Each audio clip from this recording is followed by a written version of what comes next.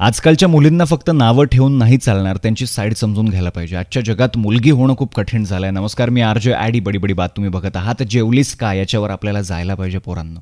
विचारा तिला, काय ग कसा होता तुझा आजचा दिवस, तुझी चिडचिड का झाली, तुला भूक लागली तर तू कामच करतेस का, रात्री बेरात्री तुला बॉसचा कॉल येतो आणि तू परत कामालाच लागतेस का ग, तुझे कंपनीचे विकेंड्स फक्त नावाचेच आहेत का आणि तू विकेंड्सला पण लॅपटॉप घेऊन कामच करते. बॉस विचारेल म्हणून एखादा विकेंड कुठे फॅमिली फ्रेंड्ससोबत गेलीस तर तू फोटोज पोस्ट करायला सुद्धा घाबरतेस का.